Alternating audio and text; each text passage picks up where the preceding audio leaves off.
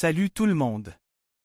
Aujourd'hui, on parle de Les Unfamiliar, un film d'horreur de 2019 qui m'a laissé, disons, perplexe.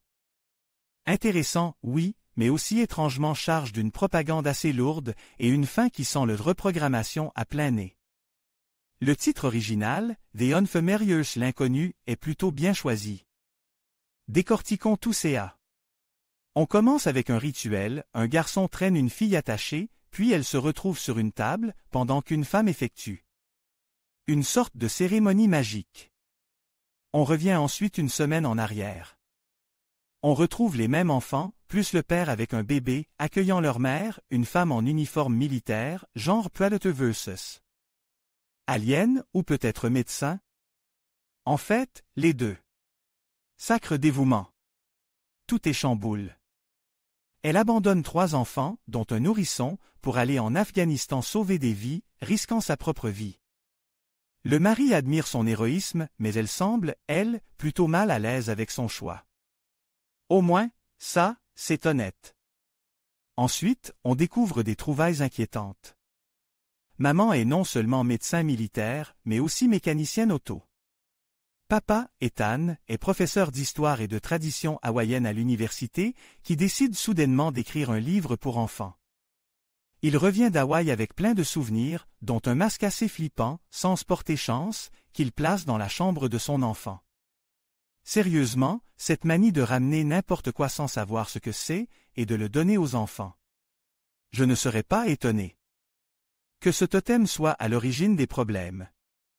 Et après la découverte dans le bureau de papa, l'acte de la mère paraît moins choquant. Ethan minimise, dit que ce ne sont que des objets, qu'il les étudiait comme des insectes. Sauf que certains insectes sont mortels, n'est-ce pas?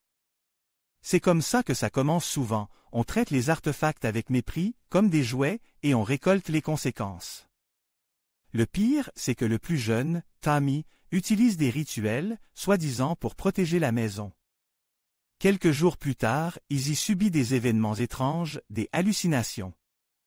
Elle consulte un psychologue, craignant un syndrome post-traumatique. On lui prescrit des médicaments, mais l'activité paranormale persiste. À la clinique, un certain Richard Turner lui donne sa carte, disant qu'elle n'a pas de trouble mental, mais que quelque chose ne va pas dans sa maison. Richard est gay, et a un mari. Bien sûr. Une séance de spiritisme a lieu, mais c'est un piège. La famille part alors en vacances à Hawaï. À Hawaï, dans leur maison, la situation empire. Izzy est hantée par des hallucinations ou un vrai poltergeist. J'ai eu l'impression qu'Ethan savait ce qui se passait, mais ne voulait pas que sa femme le sache. Ils récitent un sort ensemble, puis c'est le chaos, ça ressemble à la clé des champs. Ethan voulait exposer la culture et les traditions haïtiennes, et ils se sont vengés. Ils ont pris son corps et celui de sa fille, Izzy est la prochaine. Là, je suis un peu perdu. Les corps d'Ethan et d'Amy sont au fond d'un lagon, mais ils sont vivants.